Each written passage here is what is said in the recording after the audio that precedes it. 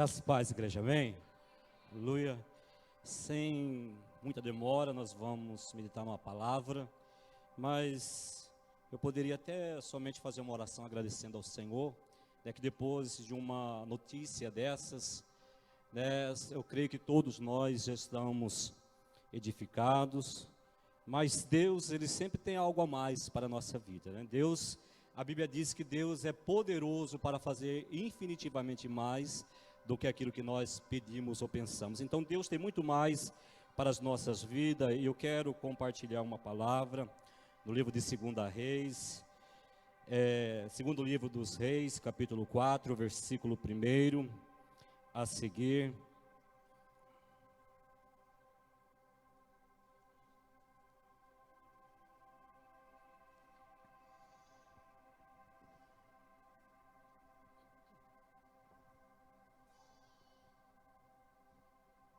Segundo livro de Reis, capítulo 4, versículo 1.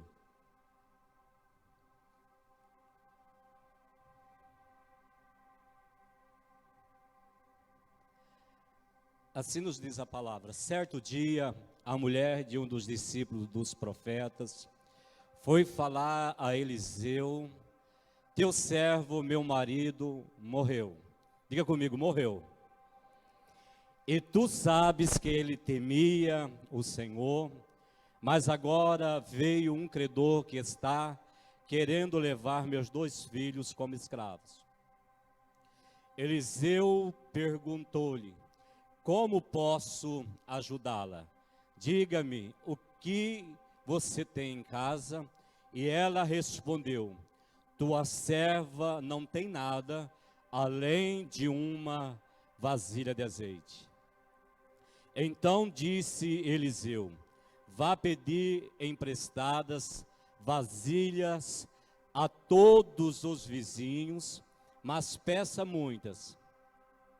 Depois entre em casa com seus filhos e feche a porta, derrame daquele azeite em cada vasilha e vá separando as que você for enchendo. Depois disso, ela foi embora, fechou-se em casa com seus filhos e começou a encher as vasilhas que eles lhe traziam. Quando todas as vasilhas estavam cheias, ela disse a um dos filhos: traga-me mais uma. Mas ele respondeu: já acabaram. Então o azeite parou de correr. Ela foi e contou tudo ao homem de Deus, que lhe disse: vá, venda o azeite e pague suas dívidas, e você e seus filhos ainda poderão viver do que sobrar. Amém? Curva a sua cabeça, amado Deus e Pai, em nome do Senhor Jesus Cristo de Nazaré. Meu Deus, neste momento nós pedimos ao Senhor que venha, Pai, falar conosco através desta palavra. Pai, que o nosso coração seja terra fértil, meu Deus, para receber esta preciosa semente que é a Tua palavra. Que ela, meu Deus, venha, Senhor Deus, frutificar. E assim, ó Pai, nós te agradecemos no nome do Senhor Jesus Cristo. E a igreja diz: amém. Amados, o Tadel, ele está sendo intitulado como Tadel de milagres. Então nós não poderíamos, de trazer outra palavra a não ser a falar de milagre. Daí nós paramos aqui diante de uma palavra, qual é uma palavra muito ministrada, sempre lembrada, que fala acerca da multiplicação do azeite da viúva. Nós vemos através desta palavra que ela nos traz ensinamento, ensinamento bem profundo para a nossa vida.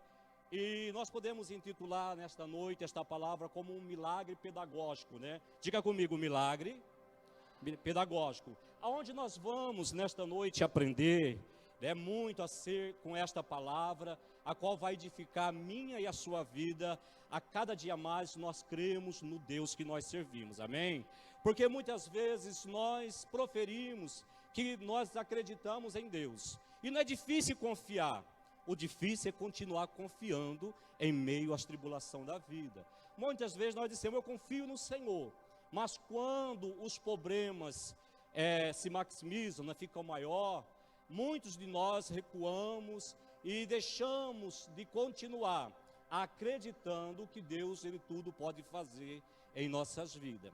E a Bíblia, ela nos relata nesta noite, que no capítulo 4, que uma certa mulher, a Bíblia vem nos falando acerca da vida desta mulher. Esta mulher estava com um problema muito difícil nas suas mãos, ela estava com uma crise. A Bíblia diz que, apesar do seu marido morrer, ainda os credores, o credor ainda veio para levar os seus filhos. Esta mulher, eu posso imaginar nesta noite que ela poderia se desesperar, ela poderia ali se descabelar, porque o problema não era um problema qualquer, porque uma mulher, quando ficava viúva, daí ela ficava numa situação, só restava ela ou depender dos filhos, ou a pedir esmola, a mendigância, porque ninguém iria, a mulher no Velho Testamento, ela não tinha como trabalhar, não se achava trabalho, ou seja, esta mulher estava numa situação muito difícil, porque ela não tinha como trabalhar, o marido morreu, os filhos que restaram, que poderia, talvez eram muitos novos, a qual era a sua esperança, o credor veio querendo levar os seus filhos, e esta mulher, ela foi diante do profeta Eliseu e disse, para o meu marido, ele é teu servo, morreu, e o credor veio, quer levar os meus filhos. Esta mulher, eu imagino que quando o credor bateu na porta da sua casa, para levar os seus filhos, ela contou a história dela para esses credores, mas eles não respeitaram a história da vida desta mulher. Eles não queriam saber se ela havia perdido o marido, ela não queria saber se ela não tinha com o que pagar, ou seja, eles não respeitaram o seu momento de luto, não respeitaram o momento difícil. E por que eles não respeitaram? Porque não conheciam a história daquela mulher. E muita gente, amados, não respeitam, talvez a minha história e a sua história, porque não conhece verdadeiramente a nossa história de vida, mas nós todos temos uma história, e o Senhor, Ele conhece a minha e a tua história, amém? O Senhor conhece a nossa história, e vemos que esse credor, eles queriam destruir o sonho daquela mulher, eles iriam levar os seus únicos 2 filhos, a sua esperança. Talvez ela contava a história, mas eles nem se conduíam, nem se lamentavam, não tinha misericórdia da história daquela mulher. Talvez eu posso imaginar que talvez eles sorriam da história daquela mulher, eles queriam acabar com o sonho daquela mulher. E muita gente, talvez, está acabando com o seu sonho sorrindo, mas eu quero dizer uma coisa nesta noite, ainda que o homem tente acabar com os seus sonhos, o meu Deus, Ele realizará os teus sonhos, e o nome do Senhor será glorificado, amém? Aleluia.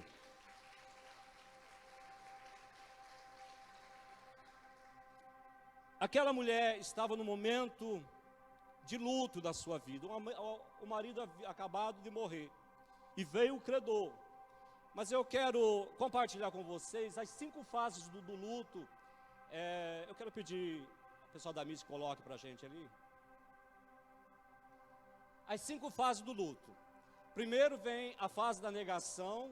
Eu estou bem. A pessoa nessa fase, ela não quer acreditar que perdeu um ente querido, que perdeu o emprego, que isso aqui também serve para a questão de grandes perdas, ou relacionamento, ou perda de um emprego. Ou seja, a pessoa nessa primeira fase é a fase da negação, ou diz, eu não quero acreditar, ela vira as costas, ela não quer nem tocar no assunto, porque para ela não quer acreditar que ela perdeu alguém, ou que ela perdeu um relacionamento, ou que a pessoa a deixou. Ou seja, a pessoa, ela nega sempre. Não aconteceu, não está acontecendo, prefere fechar os olhos para a situação. A segunda fase é a fase da raiva, não é justo. Nessa fase aqui, que é a fase mais problemática da fase do luto, quando a pessoa ela está com raiva, ela começa a culpar as outras pessoas, começa a culpar a Deus pela perda a qual ela veio sobre a vida dela, né? Essa fase aqui, a gente passou por essa fase aqui, a fase da raiva, né? Quando a Lúcia, né, minha esposa, ela perdeu a mãe, ela veio me culpar, né? Veio culpar porque eu não levava ela para ver a mãe, né? Ela falou assim, eu poderia estar mais perto da minha mãe e a culpa é sua, né? Porque nós moramos tão longe, né? De Rondonópolis, né? Mas nessa fase da raiva as pessoas começam a culpar as outras, né? Que é culpa das pessoas, culpa de Deus. Aí vem a fase da negociação, eu faria qualquer coisa. A pessoa nessa fase, ela até pede para Deus, Deus, se o Senhor trazer de volta, né, a pessoa, eu prometo ser uma pessoa melhor, eu prometo fazer diferente. É igual no relacionamento, a pessoa até faz 1000 promessas, né, que vai mudar. Se a pessoa voltar para ela vai mudar, vai ser diferente, mas é a fase da barganha, da negociação. E depois vem a fase da depressão, eu estou triste, né, quando a pessoa entra naquela fase da depressão, do choro, aonde ela começa já quase a aceitar a perda, e nessa fase aqui, né, muitos paralisam, né, nessa fase aqui, que nós temos encontrado muitas pessoas que têm entrado num estado profundo de depressão, porque não enterrou o ente querido, muitas vezes está constantemente relembrando, dizendo que precisa da pessoa ainda, e depois vem a fase da aceitação, era para ser, né? Vemos que são essas 5 fases do luto, ou seja, a questão do luto, da perda, não passa. Muitas vezes as pessoas falam, isso vai passar, não vai passar não. A questão da dor do luto, ela se acomoda dentro de nós, né? E hora ou outra a gente lembra da pessoa a qual a gente perdeu. Por isso, amado, quando você vê alguém no processo do luto, né, deixa ela chorar. Eu estava no hospital com meu pai esses dias atrás, morreu uma senhora lá, aí uma das faxineiras passou perto dela e falou assim, não fica triste não, deu vontade de conversar com aquela pessoa, né, dizendo não fica triste não, porque não era alguém da família dela. Pois é, então, se você quiser copiar, copia, né, as 5 fases do luto, né, e vemos que a psicologia, os psicólogos, eles têm instruído as pessoas a conversar sobre isso com os seus entes queridos, com os filhos, né, a fazer já toda a separação de bens, eles têm indicado para as pessoas preparar os filhos para possíveis perdas no futuro, para evitar toda essa dor, mas ela vai acontecer, né, porque muitas vezes as pessoas não querem falar acerca da morte, né, as pessoas têm medo de falar acerca da morte que vai morrer, mas uma coisa é certa, né, a morte não é o fim de todas as coisas, a morte é uma passagem, né, e todos nós vamos passar por ela se Jesus não voltar, né? E vemos que é a única coisa que consegue reunir todo mundo, é a morte que consegue fazer um agrupamento de pobres, ricos, de pessoas que não se querem nem se ver. A morte é capaz de fazer tudo isso com as pessoas, mas certo é que nós devemos analisar bem isso aqui, para que se um luto vier na nossa vida, nós saberemos passar essas fases, porque nós não podemos pular fases, senão aí onde que vem as situações traumáticas nas vidas das pessoas se torna um trauma, e nós precisamos conversar sobre isso com o cônjuge, com os filhos, se preparar, mas talvez muitos não querem nem mesmo falar sobre isso, porque eu estou preocupado quando eu morrer. Uma coisa eu quero te dizer, não fique preocupado quando você morrer, porque, marido, a sua esposa, ela vai arrumar outro marido. Os seus filhos, vai ter alguém que vai cuidar. O carro que talvez você cuida tanto, ou ela vai vender, ou alguém vai usar esse carro. O que nós devemos nos preocupar é como nós estamos para encontrar com o Senhor, Rei dos Reis e Senhor dos Senhores. Há muita preocupação com coisas, e muitas vezes não temos preocupado com a eternidade. Amém? Mas esta mulher estava na fase do luto na sua vida.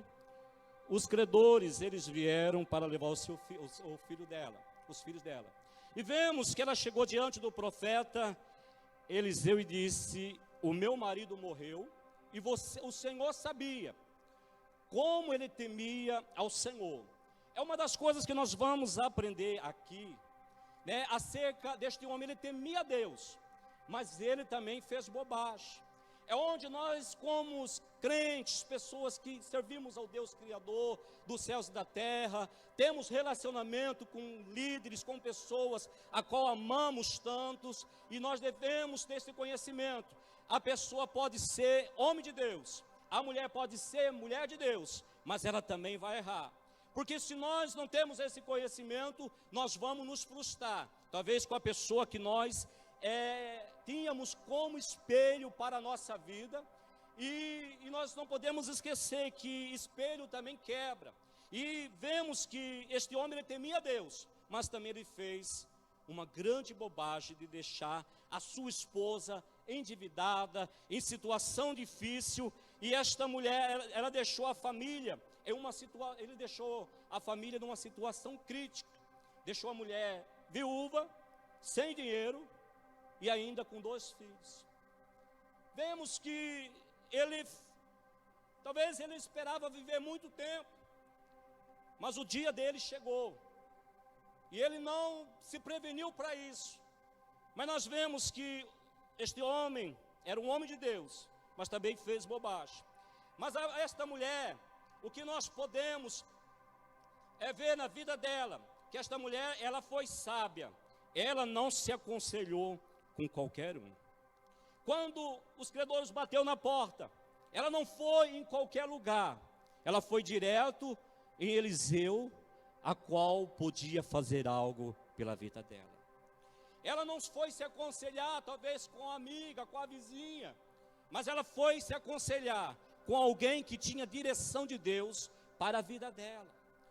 Ela não foi se aconselhar com outra pessoa, mas ela foi diretamente Eliseu, porque ela disse para Eliseu: meu marido, ele temia a Deus, ele era teu servo. Eliseu certamente era responsável pelas escolas dos profetas. Eliseu, podemos dizer que ele fazia o papel de um reitor das escolas, das universidades dos profetas daqueles dias, porque, se não me falha a memória, parece que tinha 4 escolas de profeta. Gigal tinha uma, e várias outras cidades por perto, por ali. E ela foi diretamente em Eliseu, a qual era um homem que tinha grande sabedoria, mas também era um homem que era cheio do poder de Deus e podia resolver o problema dela. Quando você tiver um problema na sua vida, procure alguém que seja cheio do poder de Deus. Porque quando nós vamos a uma pessoa que ela é cheia de poder de Deus, ela tem algo de Deus para nos passar, ela tem algo de Deus para nos ensinar, ela tem algo de Deus para a nossa vida. Vemos que esta mulher, ela foi sábia. E também um terceiro ponto a qual nós aprendemos com esta mulher, que Eliseu fez uma pergunta para ela: o que você tem em casa? Ela disse: não tem mais nada. A geladeira já foi, né, já vendi, não deu para pagar a dívida. O carro também que ele deixou, também já tive que entregar em dívida. Até minhas tapueras eu vendi. Até minhas tapueras eu vendi, porque para ver se dava para pagar a dívida, ainda sobrou credor. E Eliseu disse, aí ela lembrou do que restava na sua casa. Ela tinha algo ainda na sua casa. Ela disse: não tem mais nada, só me resta uma botija de azeite. E Eliseu, na direção de Deus, disse para ela: mulher, vai até a vizinhança, vai a todos os teus vizinhos, diga comigo, todos, empresta vasilhas não poucas, entra para dentro da tua casa, fecha a porta sobre você e seus 2 filhos. Esta foi a instrução de Eliseu para aquela mulher: emprestar vasilha de todos os vizinhos. Não podia ser só da metade, não podia, eu imagino que essa mulher devia ter ali uma boa vizinhança, e ela teria que emprestar de todos os vizinhos. Agora eu faço uma pergunta: se fosse você no caso desta mulher, você conseguiria emprestar vasilha de todos os seus vizinhos? Será que nós conseguiríamos emprestar vasilhas de todos os nossos vizinhos? Porque esta mulher, ela conseguiu emprestar de todos os vizinhos, porque ela era uma pessoa de bons relacionamentos. Ela tinha uma boa relação com seus vizinhos. E muitas vezes nós vemos que, se fosse em nossos dias, muitos de nós não conseguiríamos emprestar de todos os vizinhos, porque nem com todo mundo talvez a gente tenha uma relação de vizinhança. Porque a situação hoje está difícil muitas vezes, né? Nós não conhecemos nem o vizinho da esquerda, da direita, da frente. E vemos que muitas vezes não é culpa nossa, as pessoas hoje não querem se relacionar com quem não se conhece. É diferente de antes. Antes a gente andava pela rua, há uns anos atrás, né, uns 30 anos atrás, né, a gente as pessoas davam pelo menos bom dia para outras pessoas. Mas hoje o que nós vemos é que nem dentro da igreja as pessoas não se conseguem relacionar uns com os outros. De todos que estão aqui, será que você conseguiria emprestar vasilhas de todos que aqui estão? Será que nós conseguiríamos emprestar vasilha de todas as pessoas que aqui estão nesta noite? Será que elas confiariam em nós de nos emprestar as vasilhas dela? E se fosse pender para o lado financeiro, aí que seria mais grave ainda. Certamente não conseguiríamos emprestar de todos, mas esta mulher, ela foi obediente a Eliseu, e vemos que ela teve uma tarefa difícil. Não é fácil, não foi fácil para ela emprestar vasilha de todo mundo, porque ela teve que caminhar, gastar sola de sapato, bater de porta em porta nas casas e pedir vasilhas emprestadas. E vemos que ela teve que ter um gesto de humildade. E vemos que humildade hoje pouca gente tem.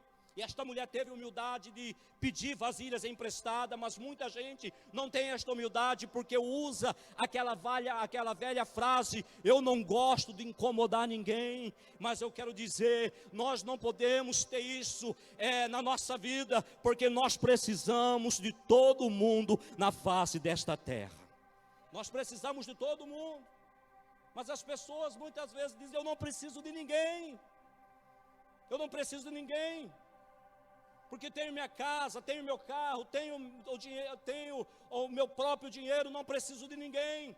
Mas eu quero dizer, nós precisamos de tudo, de todo mundo. Nós precisamos de todos. Seja o empresário, seja uma pessoa que não tenha tantos recursos, mas nós precisamos de todo mundo. E vemos que Deus, Ele muitas vezes joga pessoas em situações. Tudo é um aprendizado para a nossa vida, para nós reconhecermos que nós precisamos de todo mundo. Porque eu já vi pessoas, ela dizer: eu não preciso de ninguém, e parece que Deus põe ela num beco sem saída, que somente a pessoa a qual ela dizia que não precisava é que pôde socorrê-la no momento da dificuldade. Nós precisamos de todo mundo. Diga para o seu irmão: eu preciso de você. Me empresta uma vasilha aí. Mas pede outra coisa, não é só vasilha que você precisa, né? Pode pedir. Você não precisa, talvez você não precise de vasilha, mas você precisa de algo, né, diferenciado. E esta mulher, ela fez tudo a qual Eliseu mandou ela fazer, de porta em porta. E a Bíblia diz que ela conseguiu as vasilhas, e ela foi para dentro da sua casa e fechou a porta. E nós vemos que em várias partes da Bíblia nós vemos uma ordem: feche a porta. Vemos Eliseu dizendo para a mulher: feche a porta. Jesus também dizendo: quando fores orar, entra para dentro do teu quarto e fecha a porta, né? E se fosse hoje que fosse escrever, ele diria: feche a porta e desliga o celular. Nós vemos que o porquê fecha a porta. Fecha a porta, evita muitas vozes de entrar dentro do ambiente a qual nós estamos. fechar a porta vai impedir muitas interferências, a qual muitas vezes tirar a nossa atenção daquilo que nós ali estamos fazendo na presença de Deus. Vemos que ele disse, fecha a porta, porque quando nós fechamos a porta, nós podemos verdadeiramente nos render diante do Senhor. E Eliseu mandou ela fechar a porta, porque aquele momento só interessava a ela e aos seus filhos. Não era para mais ninguém, porque aquele era o momento dela e dos seus filhos de ver o milagre acontecer na vida deles. O milagre era para eles não podiam levar ninguém junto. Jesus, quando foi ressuscitar a filha de Jairo, ele entrou e chamou somente seus 3 discípulos, Pedro, Tiago e João, e mais ninguém. Aquele momento era um tempo precioso para aquela mulher e seus filhos. Amados, e nós vemos que tem pessoas que têm relatado histórias, a minha vida estava tão bem, a minha vida financeira estava tão bem, espiritual estava tão bem, mas quando certas pessoas entrou na minha vida, parece que tudo desabou. Deus tinha uma promessa para Abraão, falou, deixa a tua parentela, mas leva Ló. Deu o problema. Quando você coloca alguém na sua vida, sem a direção de Deus, só vai te trazer problema. Quando você deixa alguém entrar na tua vida, que Deus não está mandando, certamente vai causar problema na sua vida. Ah, mas é meu primo. Não importa se é seu primo. Ah, mas é meu pai. Não importa se é seu pai. Deus talvez não tenha compromisso com seu pai. Deus tem compromisso de sustentar você, te abençoar e derramar milagre. É sobre a tua vida, amém? É sobre a tua vida. É sobre a nossa vida. Vemos que Eliseu disse, entra, fecha a porta. Não deixe mais ninguém entrar. E enche todas as vasilhas. E ali, esta mulher, ela entrou. E foram trazendo-se as vasilhas. Eliseu disse para ela, pede vasilhas. Não poucas, pede muitas vasilhas. E ela ali começou a encher as vasilhas. E em um determinado ponto ela disse para os seus filhos, traga mais vasilhas. E eles disseram, acabou-se os vasos, as vasilhas. E a Bíblia diz que o azeite então parou. O azeite parou. Porque enquanto tinha vasilha, tinha azeite. Enquanto tinha vaso vazio, tinha azeite. Mas quando se encheram os vasos, o azeite cessou. E vemos que ali o milagre parou, porque foi conforme a fé daquela mulher. Se ela tivesse pedido mais vasilha, Deus tinha mais azeite, mais bênção, mais milagre para a vida dela. O que nós aprendemos aqui nesta noite, que o milagre vai acontecer até na nossa vida, até onde a nossa fé alcança. Portanto, abra os seus olhos espirituais nesta noite e veja o milagre de Deus acontecendo na sua vida, na sua história e na sua casa. Veja o milagre de Deus acontecendo. Foi conforme a fé daquela mulher, o tanto de vazio, o tanto que Deus mandou. Vemos que a outra lição a qual nós aprendemos aqui é que a multiplicação depende de uma matriz geradora e de uma oferta. O milagre nunca parte do zero, ele demanda uma unidade. Vemos que todas as multiplicações, Deus, ele fez a partir de algo que se tinha. 5 pães e 2 peixinhos alimentam uma multidão. A mulher só tinha uma botija de azeite. É com isto que ela trabalhou. Aprendemos uma coisa aqui. Deus sempre vai trabalhar com aquilo que nós temos e não com aquilo que nós queremos ter. Porque muitas vezes nós achamos que nós precisamos de muito para que Deus possa mudar a nossa história. Talvez nós achamos que nós precisamos de tantas coisas, mas basta somente uma coisa para Deus trabalhar. Basta somente nós colocarmos algo nas mãos de Deus, que é a partir disso que Ele vai fazer a multiplicação. E nós dissemos,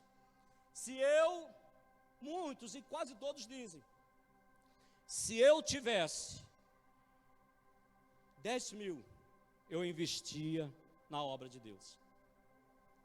Mas não precisa você ter 10 mil. Comece a investir os 10 reais, que Deus vai começar a multiplicar para você e eu. Nós chegamos aos 10 mil. É a partir de poucas coisas. Deus não precisa de muito. Ele só precisa de uma matéria-prima para que Ele possa trabalhar. Mas talvez você olha para você e você diz: eu não tenho nada. Não tenho nada. Talvez você está igual Pedro e João. O mendigo pediu, ele disse: nós não temos nada. Mas eles tinham uma coisa. Ele disse: mas o que eu tenho, isso eu te dou em nome de Jesus Cristo Nazareno. Levante e anda. Eles não tinham bens financeiros. Porque muitos dizem: se eu tivesse dinheiro, eu faria a obra de Deus. Se eu tivesse capacitação, eu faria a obra de Deus. Eu faria as missões. Deus não precisa de pessoas tão capacitadas. Ele precisa de pessoas com o coração disponível a se entregar a Ele, nas mãos dEle. Que o resto Ele faz. O resto Deus faz na nossa vida. Nós não podemos ficar paralisados porque nós olhamos as nossas condições. Estamos como esta mulher. Eu não tenho nada. Mas ela disse: só me resta algo. O que resta para você? O que resta para você? O que você tem, coloca como oferta nas mãos de Deus. O que você tem, coloca nas mãos dEle. Porque a obra é Ele que faz. A multiplicação é Ele que faz.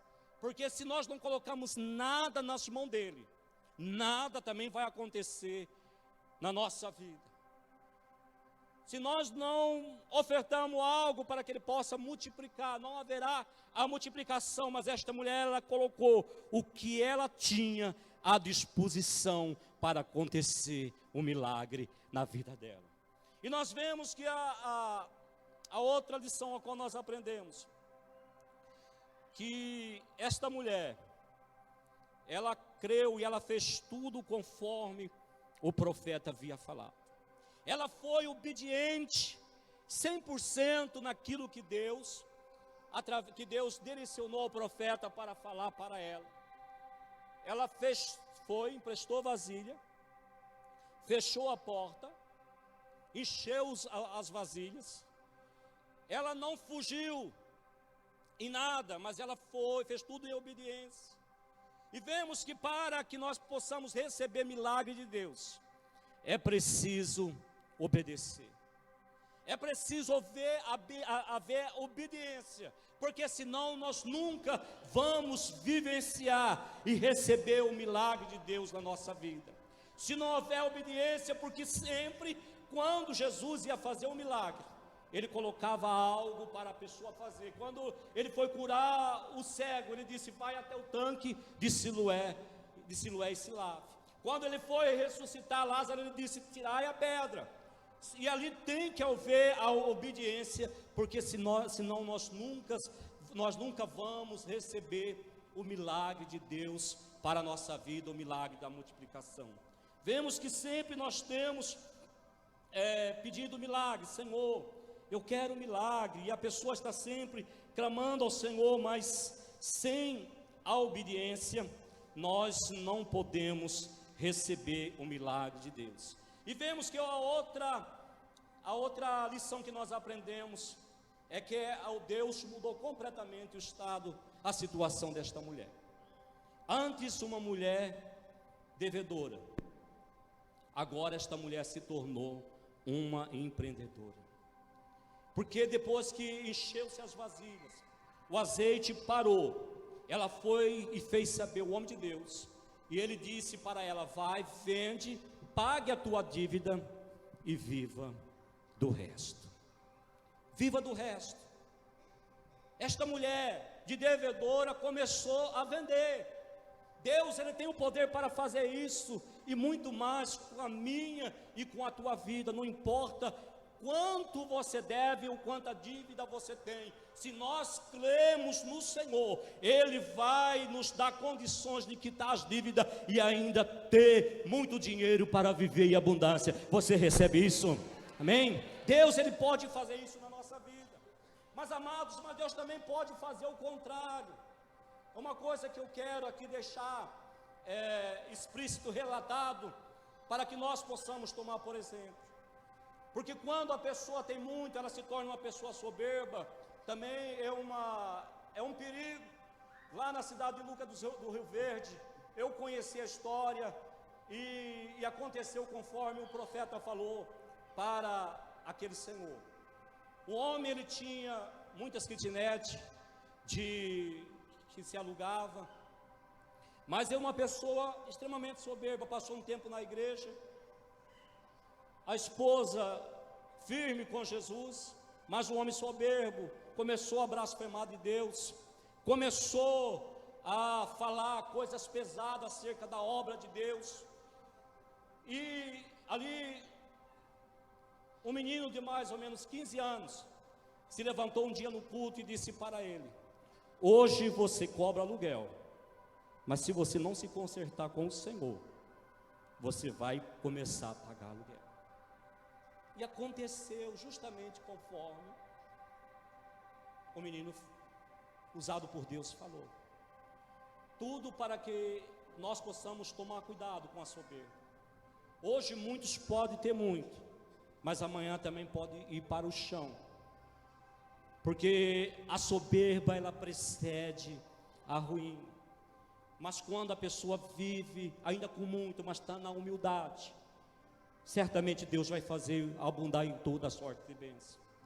E Deus, Ele faz disso, Ele pode subir pessoas, mas também Ele faz descer.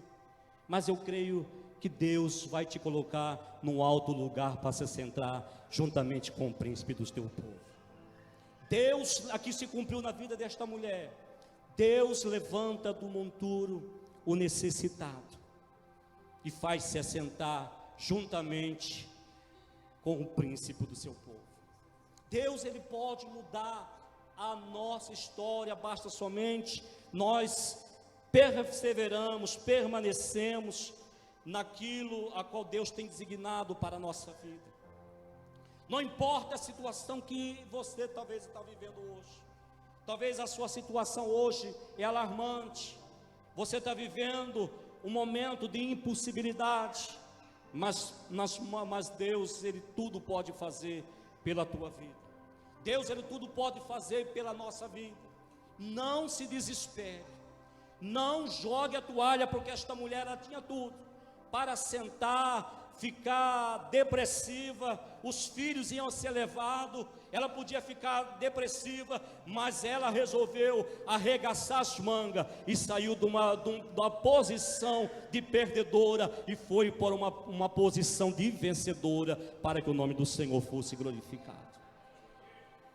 Esta batalha, esta guerra, ela fez desta mulher uma vencedora. Mas pastor, eu estou passando por muita luta, a minha guerra é tremenda. Agora eu faço a pergunta: o que seria dos vencedores se não fosse as guerras? O que seria dos vencedores se não fosse as lutas, as batalhas da vida? O que seria? O que seria de Davi se não fosse o gigante Golias? Ele seria somente um pastor de ovelha. Mas Deus colocou o gigante no caminho dele, porque Deus queria colocar no alto lugar. Sabe essa luta que você está passando? Sabe este problema que você está enfrentando? É porque Deus quer colocar você no alto lugar, e você vai glorificar o nome do Senhor e cantar o hino da vitória. Você vai cantar. Os problemas só vêm para isso mesmo, é para nos elevar a uma posição melhor. Por isso, quando vier o problema, vier a enfermidade, quando vier qualquer tipo de coisa, lembre disso: Deus está querendo que eu suba mais um degrau na minha vida cristã. Deus está querendo que eu suba. Ah, mas eu não aguento. Você aguenta sim. Você aguenta, você suporta. Você já chegou até aqui. E quem sabe você já está perto da linha de chegada e o grande prêmio está te esperando para você poder contar a sua história para alguém e a pessoa também crer no Senhor Jesus. Mas coloque tudo nas mãos de Deus. Coloque tudo que você tem. Coloque uma oferta na mão do Senhor. Coloque aquilo que você tem. Deus vai multiplicar aquilo que você tem, porque foi desta forma que aconteceu. Talvez você diz: eu não tenho nada, não tenho mais fé, não tenho mais esperança, não tenho mais recurso nenhum. Mas Deus, Ele pode restaurar tudo isso na sua vida, amém? Vamos colocar em pé, nós vamos orar ao Senhor.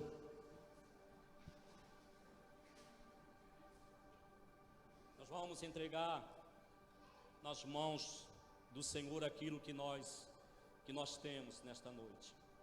Porque nós ficamos com tantas reservas, talvez na nossa vida estamos perecendo, porque talvez Deus quer algo a qual nós não queremos entregar a Ele.